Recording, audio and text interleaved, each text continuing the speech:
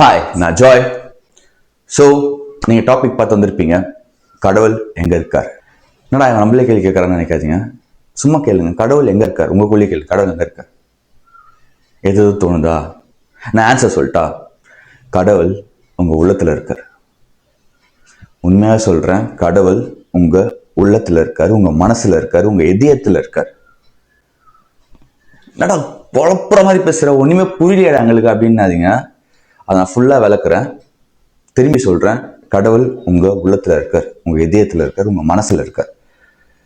நீங்கள் நிறைய பேர் தப்பாக நினச்சிட்டு இருப்பீங்க, அப்போ எது நாங்களாம் கோயில் போயிட்டுருக்கோம், அப்போ எது நாங்கள் பள்ளிவாசல் போயிட்டுருக்கோம், அப்போ சர்ச்சுக்கு போயிட்டுருக்கோம் அப்படின்னு யோசிப்பீங்க. எல்லாத்துக்கும் ஆன்சர்ஸ் இருக்குது.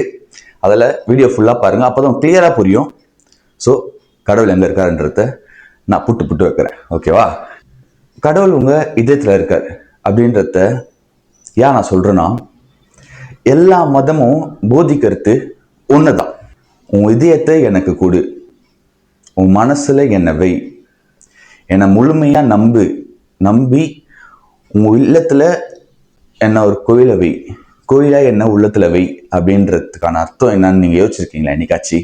என்னைக்காச்சும் வச்சுருக்கீங்களா? எல்லா மதமும் போதிக்கிறது ஒன்று தான். கிறிஸ்டினிட்டிலையும் உன் இதயத்தில் எனக்கு இடம் கொடுன்னு. ஓகேங்களா? இந்துல பார்த்தீங்கன்னா பகவத்கீதையில் கூட அர்ஜுனன் கிட்ட உன் இதயத்தில் என்ன வச்சு நம்புன்றாங்க அர்ஜுனன் கிட்ட. அதே மாதிரி குரான்லேயே பார்த்தோன்னா உன் இதயத்தில் எனக்கு இடம் கொடு, அங்கே எனக்கு கோவில் கொடுன்றாங்க. இது ஏன்றத உங்களுக்கு என்னைக்காச்சும் யோசிச்சிருக்கீங்களா? என்னைக்காச்சும் உங்களுக்கு தோணி இருக்கா? பேருக்கு என்னன்னே புரியாமல் வந்திருக்கும், கொஞ்சம் பேருக்கு புரிஞ்சிருக்கும். அந்த கொஞ்சம் பேர் புரிஞ்சவங்களுக்கு தெரிஞ்சிருக்கும். ஸோ தெரியாதவங்களுக்கு புரியாதவங்க நான் சொல்கிறேன். ஏன்னா கடவுள் உங்கள் இதயத்தை ஏன் கொடுன்றாங்கன்னா, உன் மனசை ஏன் கொடுன்றாங்கன்னா, அந்த மனசில் இருக்க எண்ணங்கள் தான் ஆக்ஷன்ஸ் ஆகுது. அந்த ஆக்ஷன்ஸ் தான் உன் வாழ்க்கையை தீர்மானிக்குது. ஓகேவா? ஸோ நீ கடவுளுக்கு இடம் கொடுத்து நீ அதை அவரை மரியாதையோட உன் மனசுல முதல்ல நம்பணும். கடவுள் எனக்குள்ளதான் இருக்காரு, நீ நம்பணும். ஓகேவா?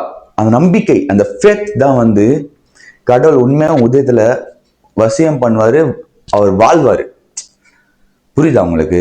முதல்ல நீங்க நம்பணும். ஃபேத் எல்லா மதத்திலேயே போதிக்க தோணுதா? Faith, believe.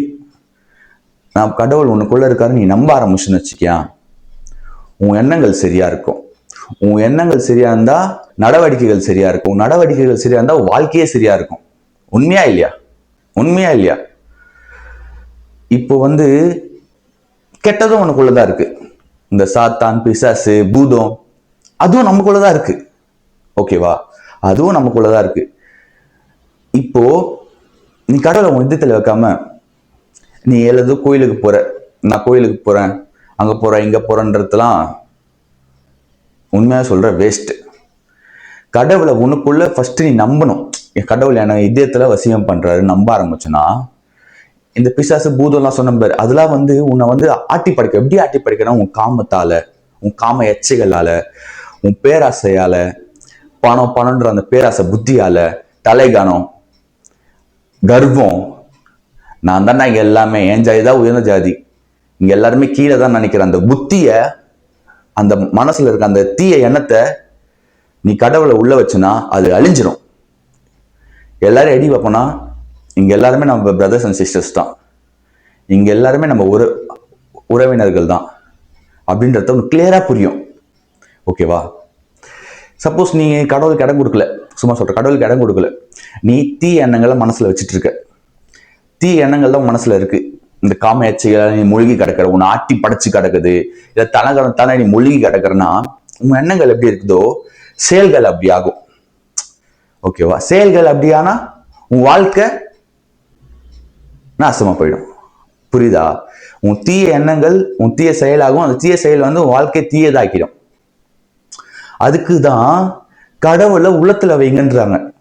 கடவுளை நீ உள்ளத்துல வைக்கும் போது பார்த்தனா எப்படி இருக்கும்னா, உன்னை தீய எண்ணங்கள் எல்லாருக்குமே வரும். போப்புக்கு வரும், கோயில்ல இருக்க ஐயருங்களுக்கு வரும், சர்ச்சில் இருக்க பாஸ்டர்ஸுக்கு வரும், ஃபாதர்ஸ்க்கு வரும், ஏன் பள்ளிவாசல இருக்க தலைவர் இருக்காரு, அவரு கூட இந்த எண்ணங்கள் எல்லாருக்குமே இருக்கு, எல்லாருக்குமே வரும். ஆனா அவங்க கடவுளை உள்ளத்துல வச்சிருக்காங்கல்ல, அதால தீய எண்ணங்கள் வந்து கடவுள் அடுக்கி ஆழ்வார், அடுக்கி அழிப்பார், மொத்தமா அழிப்பார்.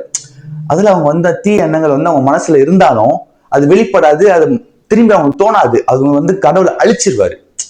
கடவுளோட நல்ல எண்ணங்கள் நல்ல புத்திகள் உனக்குள்ள இருக்கும் போது அந்த எண்ணங்களுக்கு இடமே கொடுக்காது, இடம் கொடுக்க விட மாட்டாரு கடவுள். ஓகேவா? அதால உன் வாழ்க்கை வந்து நல்லதே யோசிப்ப, நல்லதே பண்ணுவ, நல்லதாவே உன் வாழ்க்கையில் நடக்கும். இதுக்குதான் கடவுளை உள்ளத்துல வைங்கன்றாங்க. கடவுள் எங்கேயோ இல்லை, உங்க மனசுல உங்க இதயத்துல இருக்காரு அப்படின்றத நீங்க நம்ப ஆரம்பிச்சீங்கன்னா உங்க வாழ்க்கையில உங்க எண்ணங்களும் சரியா இருக்கும், உங்க செயல்களும் சரியா இருக்கும், உங்க வாழ்க்கையும் சூப்பரா இருக்கும். அதை விட்டுட்டு நான் வந்து கோயிலுக்கு போறேன், நான் இவ்வளவு பணம் கொடுக்குறேன் கோயிலுக்கு, வருஷம் வருஷம் இவ்வளவு பணம் கொடுக்குறேன், இந்த மாதிரி அங்கப்பிரவேசனம் பண்ற, தீ மிதிக்கிறேன், பலி கொடுக்குறேன், அப்படிலாம் நீங்க பண்ணிட்டு இருந்தீங்கன்னு வச்சுக்கோங்களேன், நீங்க வேண்டுவீங்க எனக்கு பணம் வேணும், நான் இவ்வளோ பணத்தை சம்பாதிக்கணும், இவ்வளோ பேர் புகழ நான் அடையணும்னு வேண்டுறீங்கன்னு வச்சுக்கோங்களேன், நடக்கும். நடக்காம இருக்க, கடவுள் எல்லாத்தையும் கொடுப்பாரு. ஆனா நீங்க உள்ளத்துல ஃபர்ஸ்ட் கடவுளை வைக்காம இருந்தீங்கன்னு வச்சுக்கோங்களேன், எதுவுமே நடக்காது. நீங்க என்னதான் கோயில போய் குட்டிக்காரனா போட்டாலும் சரி, சர்ச்சில் போய் பரண்டு கும்பிட்டாலும் சரி, இல்ல பள்ளிவாசல போய் எத்தனை தடவை ஓதுனாலும் சரி, நடக்காது. கடவுளை உங்க உள்ளத்துல ஃபர்ஸ்ட் வைக்கிற வரைக்கும் எதுவுமே நடக்காது. நீங்க என்னதான் பண்ணாலும், எவ்வளவு பணத்தை கொட்டினாலும், சில பேர் இந்த கோயில தாலியில தூக்கி போடுவாங்க, என்னதான் நீங்க பணம் நடக்காதுங்க. உண்மையா சொல்ற, நடக்காதுங்க.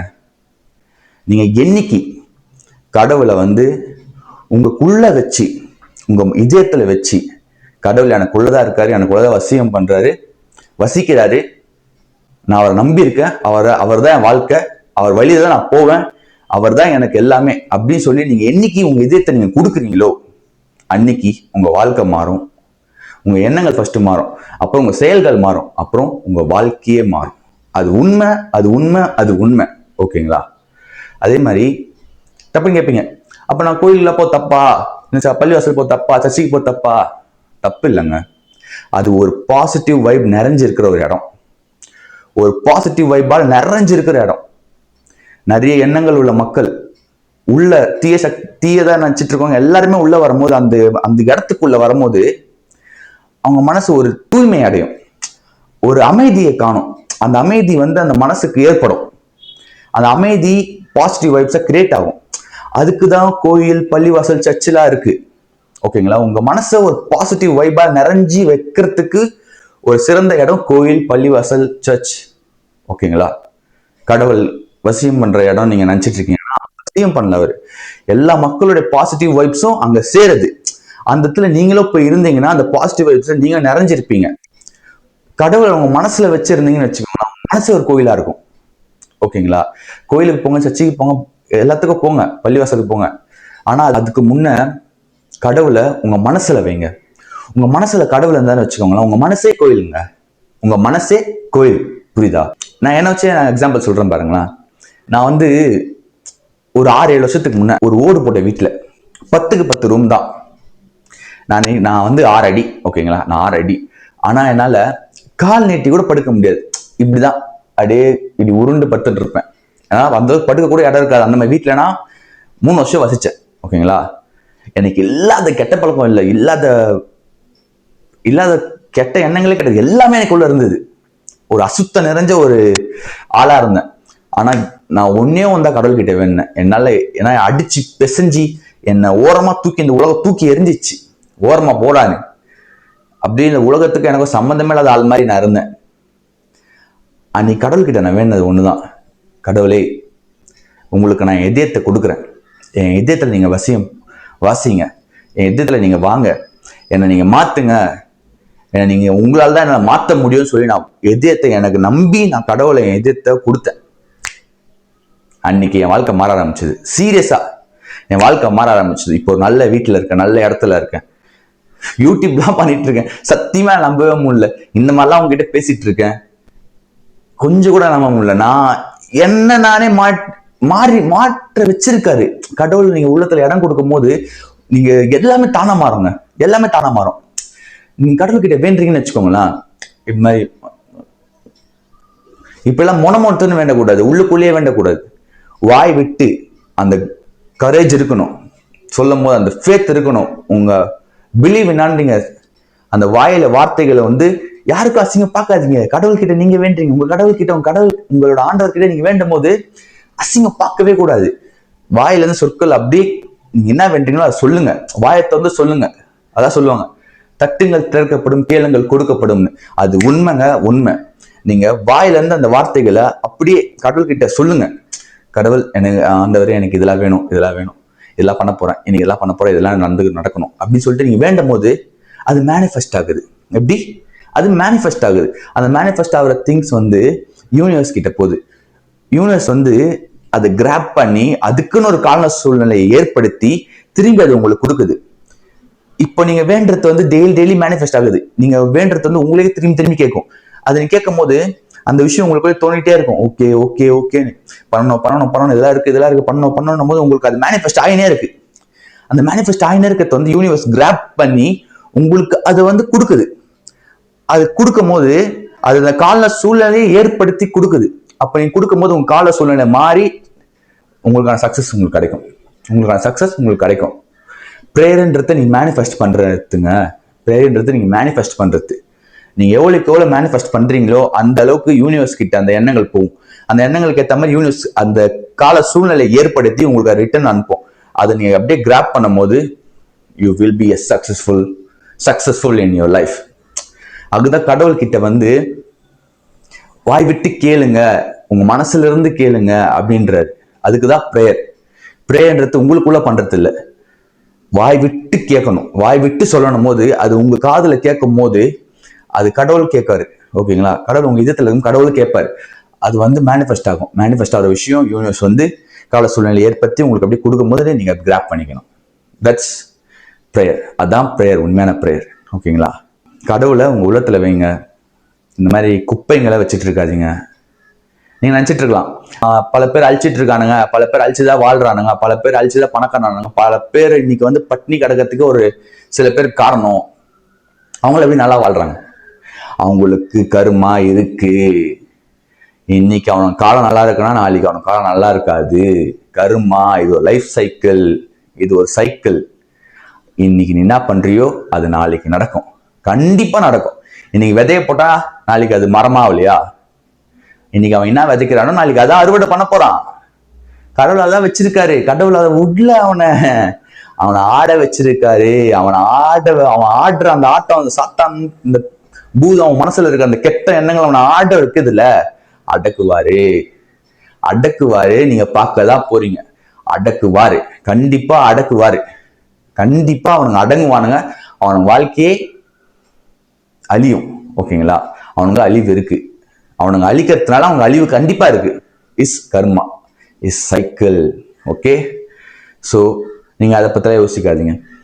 உங்களுக்கு உண்மையாவே கடவுள் இருக்காருன்னு நம்புங்க. நம்பி அவர் எனக்குள்ளதான் இருக்காரு. I have faith in my God, I have believe in my God, he lives in my ஹார்ட்னு சொல்லிட்டு நீங்க என்னைக்கு நம்புறீங்களோ அன்னைக்கு உங்க எண்ணங்கள் மாறும். உங்க எண்ணங்கள் மாறும் போது உங்க செயல்கள் மாறும். உங்க செயல்கள் மாறும் போது உங்க வாழ்க்கையே மாறும். வாழ்க்கை தரம் உயரும். கண்டிப்பா இது இருக்கு. உண்மை உண்மை உண்மை. நான் அந்த பலனை அனுபவிக்கிறேன். நீங்களும் அனுபவிக்கணும்னு நான் நினைச்சு இந்த வீடியோ எடுக்கணும்னு நினைச்சேன். காலையிலே எடுக்கணும்னு நினைச்சேன். ஸோ இந்த வீடியோவை பார்த்ததுக்கு நன்றி. இந்த வீடியோல இருந்து உங்களுக்கு நிறைய விஷயம் புரிஞ்சிருக்கும்னு நினைக்கிறேன். கடவுள் உங்க உள்ளத்துல இருக்காருன்னு நம்ப ஆரம்பிங்க. நம்புங்க, அவர் இருக்காரு. அதான் உண்மை. நானும் உயர்றேன், நீங்களும் உயருங்க.